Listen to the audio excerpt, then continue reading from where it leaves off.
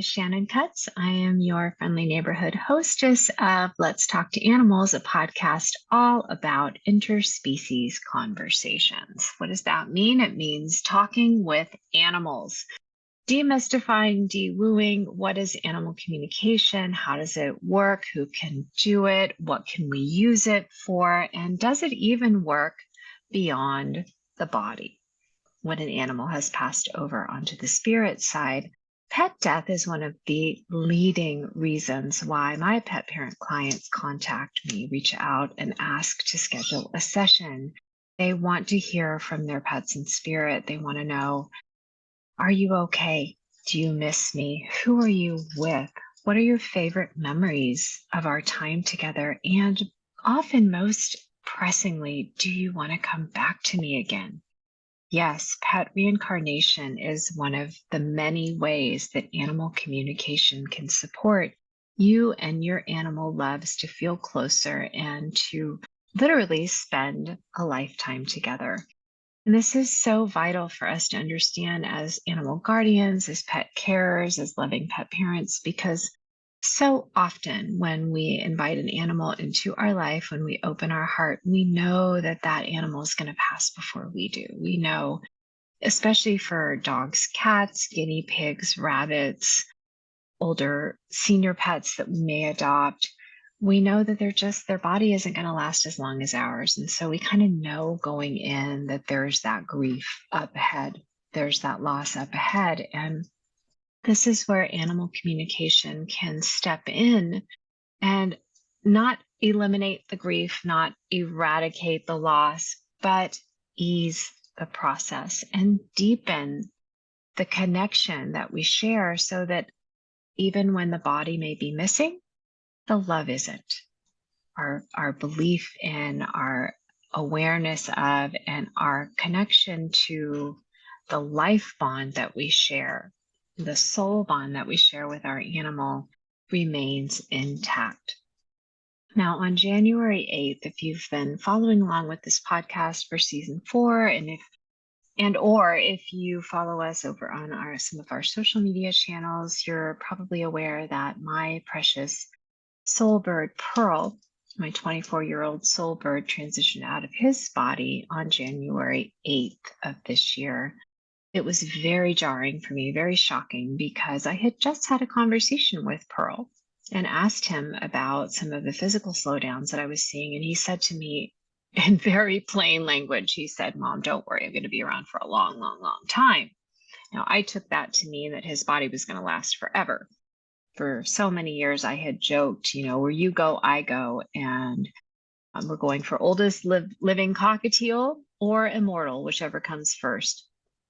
And so when he unexpectedly passed, especially right after sharing that with me, everything that I thought I knew and understood about what is possible in pet reincarnation, how it happens, when it happens, how to know, it just all flew right out the window, so to speak. So it really proves that when we have a teaching animal in our life, we have to be prepared for the unexpected, because we never know what lessons they're really in our life to teach us. And because, of course, during my time with Pearl, 24 years from when he was a 5-week-old chick until the day he passed out of his body, I went through many, many changes. And one of those was that I learned that I can hear the animals and that they can hear me, and that we can have two-way conversations of incredible depth and meaning. And so, of course, Pearl has been a huge and tremendous teaching animal in my own life, and he continues to teach me because I recently shepherded him back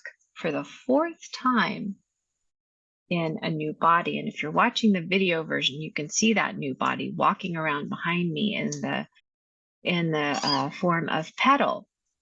Petal is my 9-week-old cockatiel, and I may do a future follow-up episode on this podcast about her specific reincarnation story. But for our purposes here today, especially because I have seen so many pets transitioning to spirit recently, and it's one of the number one reasons why new pet parents reach out to me and ask, can we schedule a session, is because they want to talk to their animal either right before they're passing, maybe they're in hospice, or they're getting ready to make their final transition, or they have just transitioned and that pet parent wants to talk with them. So if you're in that situation right now, if you're helping your beloved animal companion through their final transition, if you're wondering how you'll know it's time, or if they're ready, or if you have lost an animal love and you are feeling that grief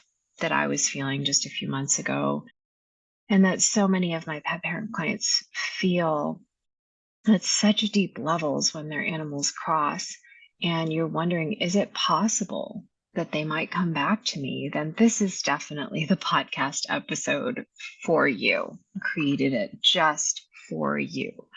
And the first thing that I want to share is that when your pet crosses or pet death is imminent, that is not the moment to drop everything and learn animal communication. I know it can feel tempting. It's like, well, if animal communication is something that we're all born with, and we've talked a lot about that so far on this podcast in the previous seasons. So if animal communication is possible for all human animals as well as all non-human animals, and if it's something that I can learn to do, then well, shoot, it just makes good sense that I should just start doing it now. But the truth is that right after a huge loss, or when you're anticipating a huge loss of someone you love deeply, you're very emotionally compromised. You're mentally distracted. You're physically distraught. This isn't the right moment to start tuning in and waking up your intuitive gifts. That moment will come. But for many, many years before I became an animal communicator, before I was Reiki attuned and started practicing as a master, I worked with animal communicators. I hired animal communicators, and I still hire animal communicators sometimes when I need extra support in my own personal life with my companion animals. And so I just want to reassure you that we're here for you. And when it's time, we can absolutely teach you. I can absolutely teach you. The teacher of your choice can absolutely teach you how to talk to animals. But when you're in a crisis with one of your personal animal family members, go ahead and reach out for help. It can smooth the process and just take the pressure off of yourself. The second thing I want to share is that even if you're somebody, and I've encountered people on our social channels, even just in casual conversation in the neighborhood, people who just do not believe in animal communication, and they definitely don't believe in reincarnation, regardless of species. And if that describes you, okay, that's absolutely fine. We don't have to believe. You don't have to believe in what I believe in. You don't have to believe in anything. None of us do, because belief is a mental construct. Belief is something that we do when we're not sure. We say, well, I believe in this, but I don't believe in that. When we've had the experience, belief becomes somewhat irrelevant. And I don't mean that to be in any way diminishing the importance of belief in our lives. Belief can be something that we can sense and feel, but can't explain yet, too. And there can be that level, that deeper level. That's the Einstein theory of relativity level of belief, when it's like, well, I believe in it because I can feel it and sense it, but I can't explain to you and I can't tell you why or how. And that is intuition. So that's actually not even belief. That's actually your gut, your deep and inner knowing, your gut brain telling you something that your head brain may or may not be able to prove. So that's different. But what I want to start with is, whenever you're even whether you believe it or you don't believe it, if there's anything in you that hopes for it or wishes it was possible, then that's a signal that you and that animal have a soul contract. You have a soul contract relationship.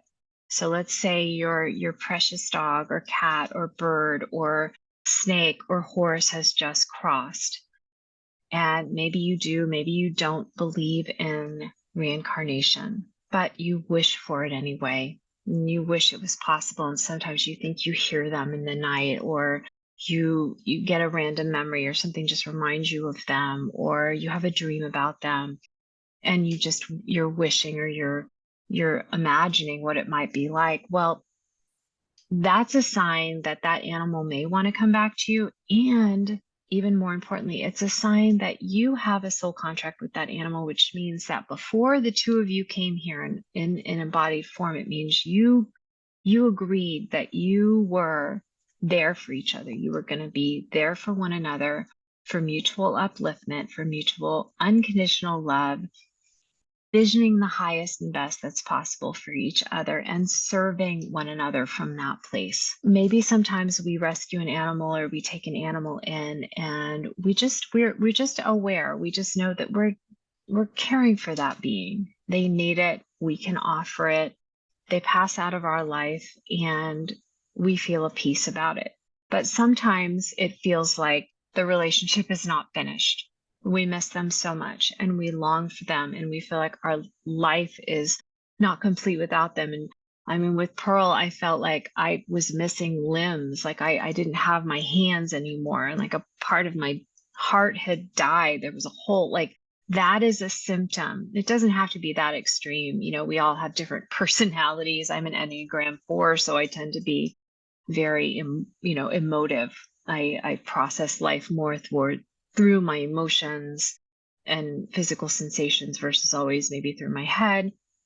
It doesn't matter how it happens. If you feel there's something unfinished, or you feel like your life is incomplete, or there's something missing, or you can't move forward without that animal in your life, then there's a soul contract present and there's more to be revealed about your relationship, whether that's through pet reincarnation or some of the other ways in which we can stay connected. And so if you're in that space and you're about to lose your love, or you're about to lose your love in body is the more accurate way to phrase that, or you've just lost your pet and you just don't feel like life is ever going to be the same again, or you don't want to get out of bed, or you're like, why?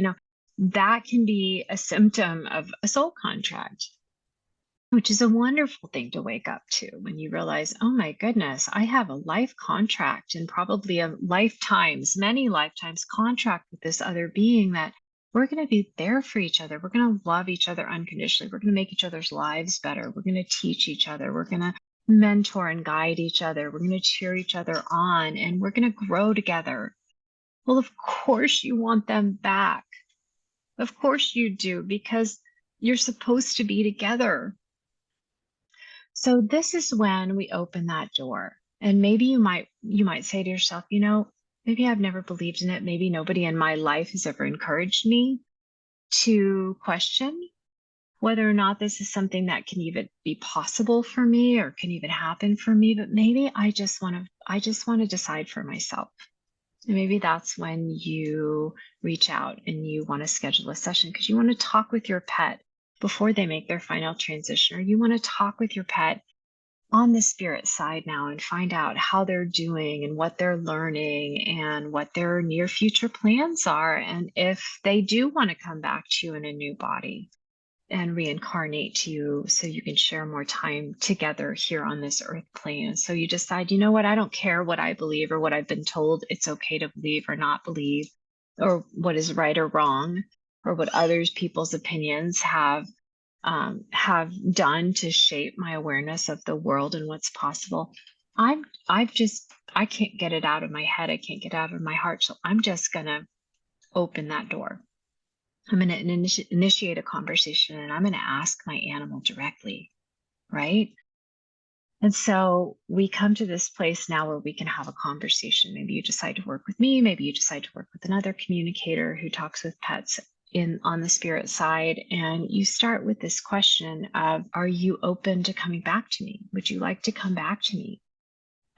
Would you be interested to reincarnate into a new physical body so we can continue spending time together and teaching each other and supporting each other and sharing this unconditional love bond that is so amazing and makes life so much better? Maybe the animal says yes. Maybe the animal says no. Either way, we're always going to learn something that's going to be really beneficial. I have never yet, in all the conversations that I've had, and you can read several stories of how I've helped pet parents begin to take those first steps towards meeting a beloved pet in a new body. You can head over to animallovelanguages.com/blog and you can read all about it. Several wonderful stories of animal wisdom from the other side, some of whom have decided to come back and some of whom have not.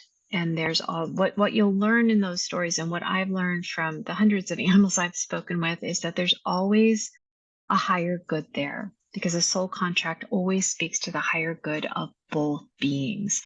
And so if the animal says, no, I'm not coming back, or I don't want to come back, there's a reason for that. It's not willful. It's not to hurt you. There can be all kinds of reasons. Some of the reasons I've seen include that animal's soul contract with that person is that they're now going to serve as a spirit guide from the spirit side for that human. Another reason I've seen is because that animal needs to be on the other side, because they need to console another human who's just crossed and is feeling lost and alone, or they have their own family members that they've reunited with that they want to spend time with, or that they are going to share a body with another animal that you are to keep company with here on the earth plane. And what that means is, we have, just like we have soul contracts with more than one person in this lifetime, we often have soul contracts with more than one animal. That's when, you meet someone and you feel like, gosh, I feel like I've known you forever, even though we just met yesterday.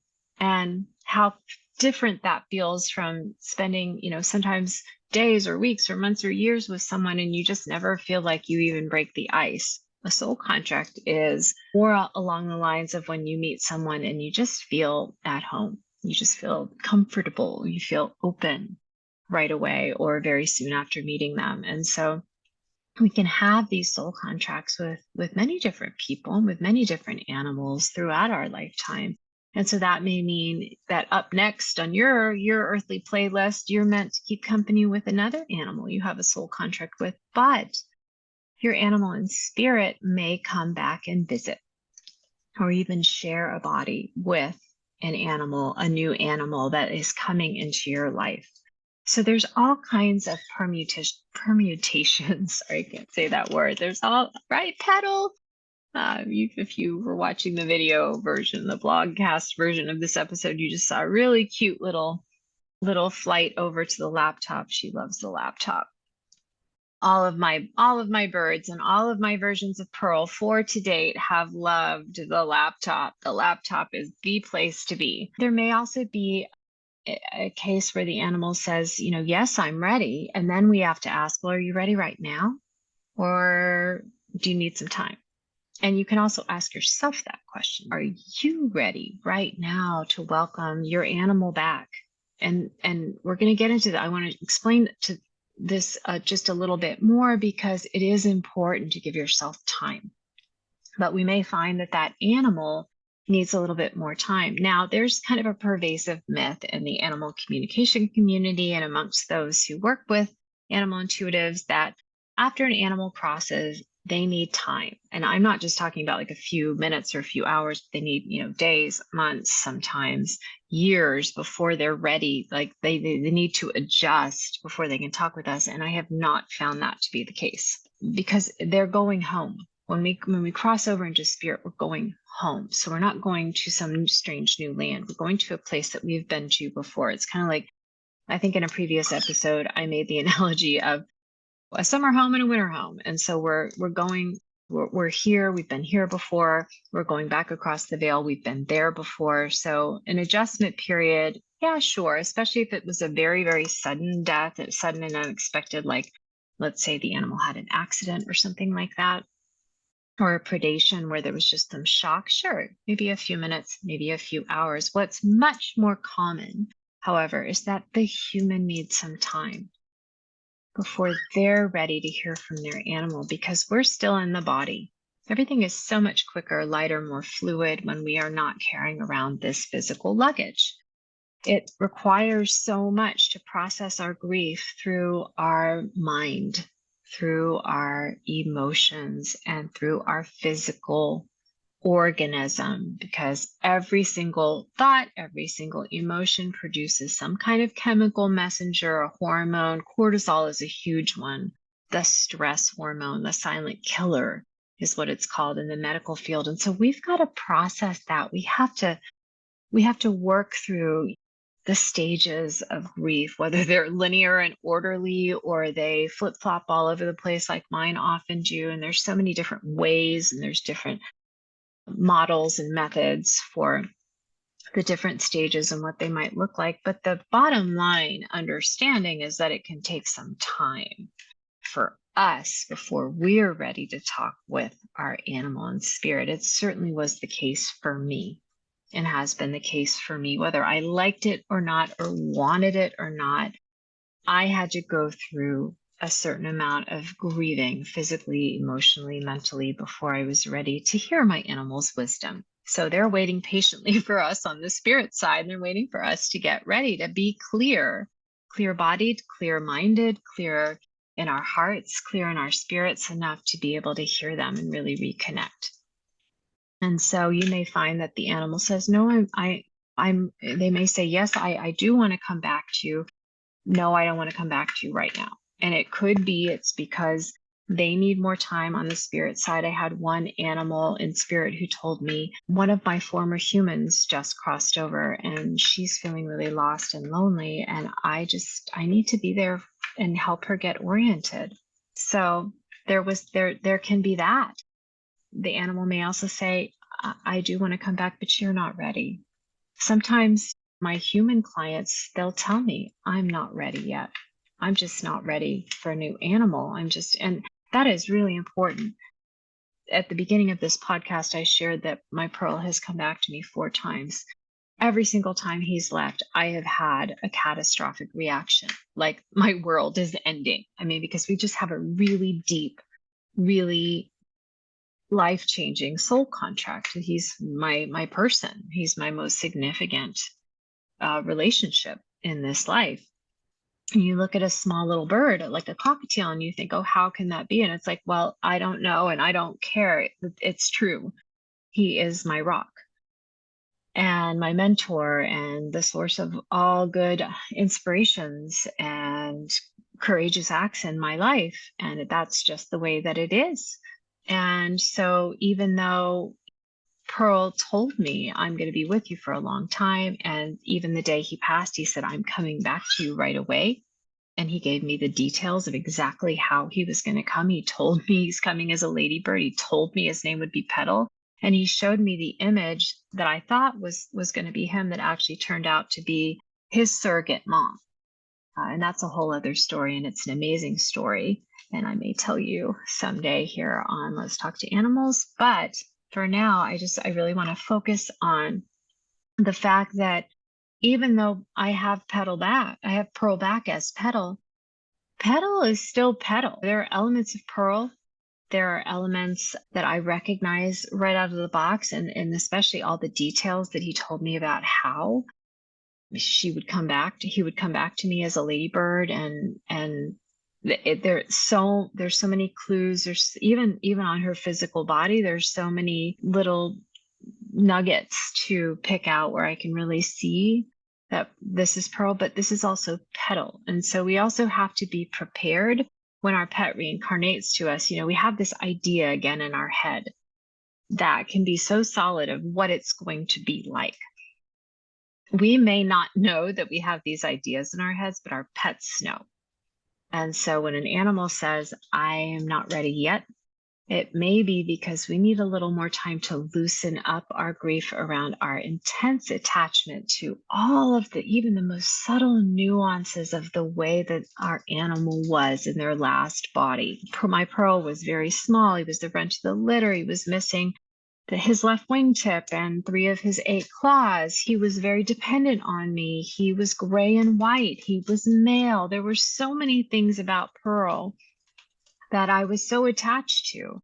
And Petal couldn't be more different in many. In fact, the opposite, the fact that there are such opposites is one of the ways that I know that Petal is Pearl. Petal came back. She's a big bird. She was an early start. She was the firstborn. She's extremely colorful. She's female. She's flighted. There's so many things about Petal that I had I needed some time and some space to loosen up my death grip on just wanting Pearl back as Pearl, with every element being Pearl.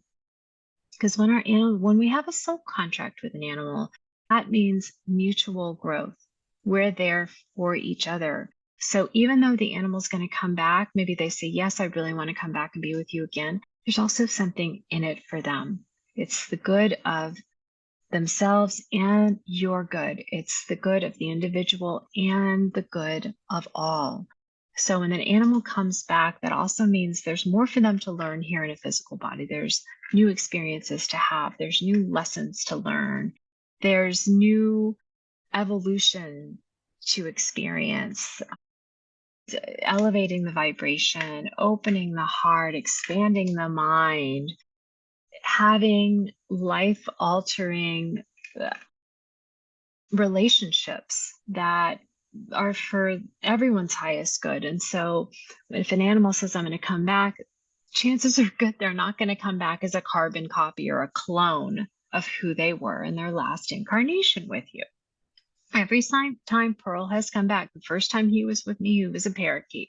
The second time he was Jacob, my first cockatiel. The third time he was Pearl, and now he's Petal. And each time he has been different, including this is my first time caring for a female parrot, and Pearl wanted a ladybird his whole 24 years. Now he is a ladybird, but that's a big change. And so, and of course, and when they come back, they've had different life experiences.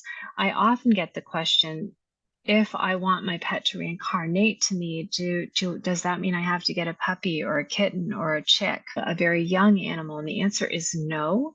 And that's a whole separate episode all in itself. But just know that that animal is going to come to you with some different physical genetics attached. They're going to come to you with some different life experiences attached, some different behaviors. And we have to be, at least, if maybe we're never going to be ready for the unexpected, for the unknown, for the things we can't plan for. Our fight, flight, or freeze survival system is never going to be okay with that. As embodied beings, we certainly have to do a lot more wrangling with our fight, flight, or freeze system than we do when we're on the spirit side. But our animals know this. And so we have to be at least open to welcoming them back in their new incarnation, in their new body. They may need to come back as a different gender or a different breed or even a different species in order to continue their own evolution.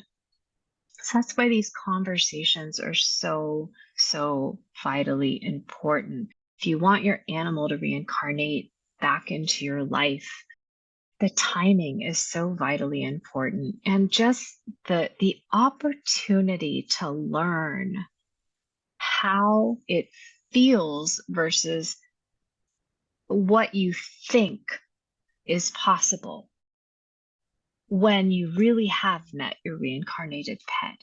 This is a priceless lesson in itself, and it's one of the reasons why Pearl passed suddenly.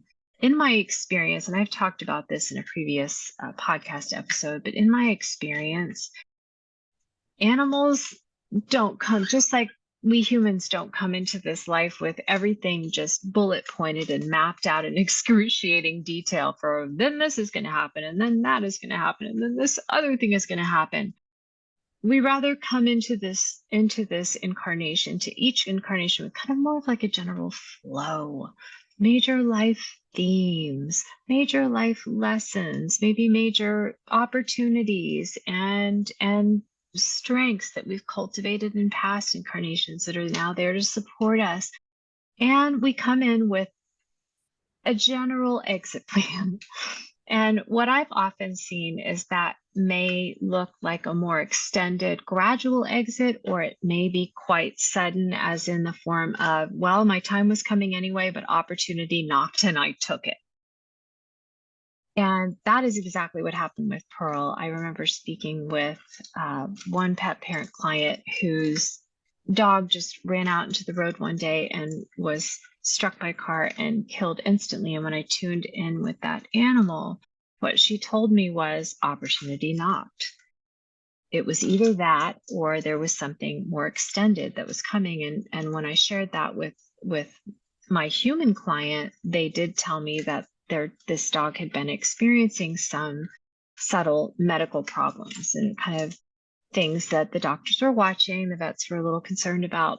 And so it was kind of like she had a choice. She could either go through that more extended illness that was brewing and go out more gradually, or she ran out into the road and got struck. It wasn't a suicide. She just ran out into the road, but the car was coming and boom, and that's exactly what happened with Pearl.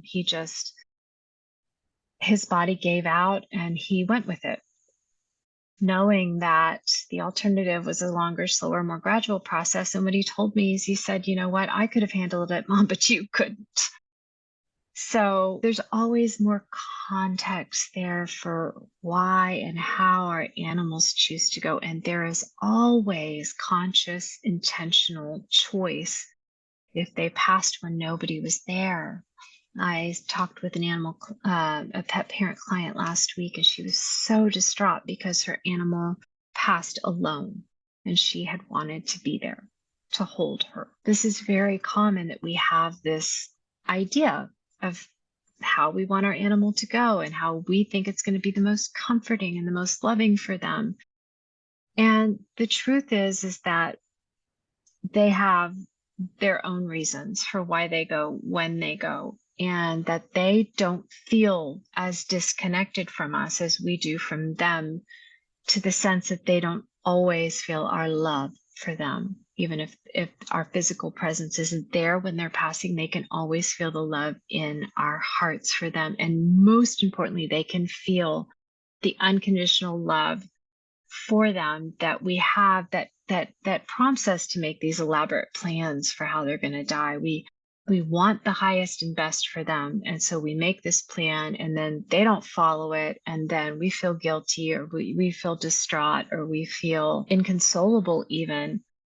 And what they got from all of it is just, you loved me so much that you wanted everything to be perfect. And that was like enough for them. They didn't need all the bells and whistles and the bows and the glitter too. That was it. That was the bows and the glitter. That was everything for them. So having these conversations will fill in those blanks. Being able to ask our animal, do you want to come back? Do you want to come back now? Why do you or don't you want to come back? Why do you or don't you want to come back now? And why is this in our mutual highest and best good? And we can learn, and then we can feel that reconnection in the heart space. We can feel our heart soften and restart to reopen. This will help continue to process the grief we're feeling and open up to new experiences, open up to continue our own earthly embodied journey, open up to other soul contracts that may be primed and ready to enter our life, and open up to new possibilities that for many of us, especially in my generation, I'm 52 this year, we were just not raised to speak about any of these so-called woo-woo things like reincarnation or mediumship or psychic arts or intuitive gifts. And we may have even actively been discouraged or even told, that's not true, that's not possible. And so when we start to go through these experiences with our animal loves, and at such deep levels, because we have these unconditional love bonds, these soul contract bonds that give us the courage that we were never able to find through connecting with our fellow human animals, then this is a huge part of our evolution as human animals. It's an immense opportunity to open up and to discover what Einstein once said. He said, we have two choices about how to live in this world. We can choose to live as if nothing is a miracle. We can choose to live as if everything's a miracle. And so this is one of those moments when we say to ourselves, am I open to discovering that everything in life is a miracle? Am I open to it?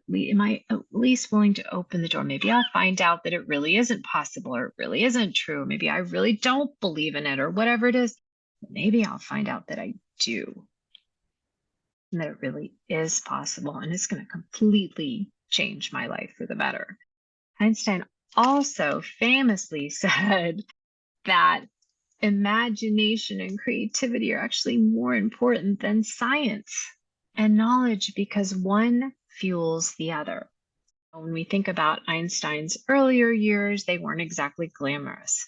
And he had trouble getting a job, and he had trouble maintaining relationships. And part of the reason why is because there was something about this world and his environment that he felt like only he could perceive. And that was later called the theory of relativity. But he would be sitting there at his little patent clerk office desk, bored out of his mind probably, and just feeling the theory of relativity all around him. But he was not yet able to express it in words and facts and numbers and ways that he could use to communicate what he felt as real. And so he kind of felt stranded and very isolated, and yeah, definitely in the realm of people kind of thinking he was crazy.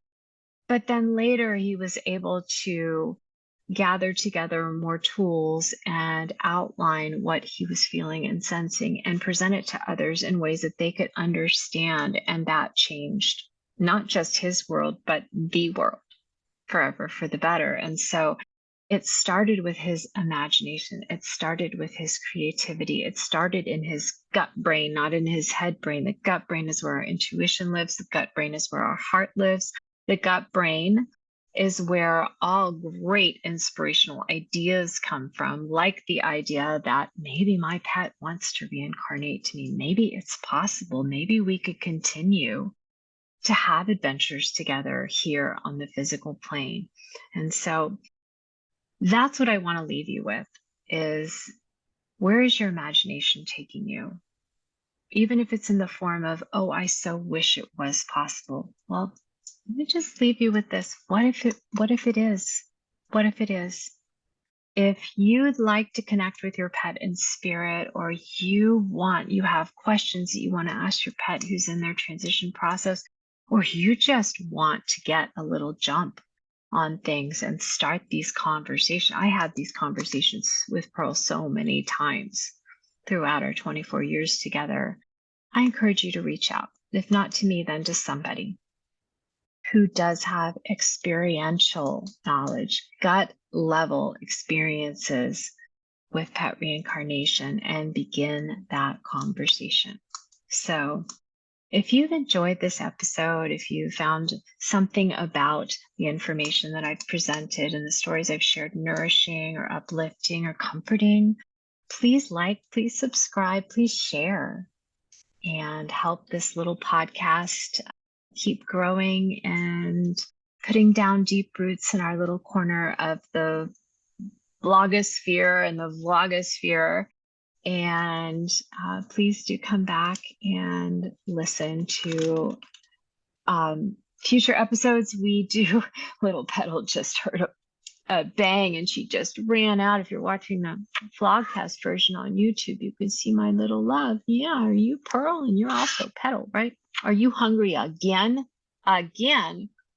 We do these episodes every 2 weeks here on Let's Talk to Animals for season 4, just to give me a little more time, since I'm both hostess and guest, give me a little bit more planning and preparation time to get everything just so for you. But I also want to encourage you to listen back to past seasons where we've had some really, truly amazing guests. And please do drop a comment if you have a question or a topic you'd like me to talk about or share about. I'd love to hear from you. And most of all, thank you for opening your heart to interspecies communications. I want you to know that the animals are very grateful. And most of all, I'm very grateful for your good company. All my love. Bye for now.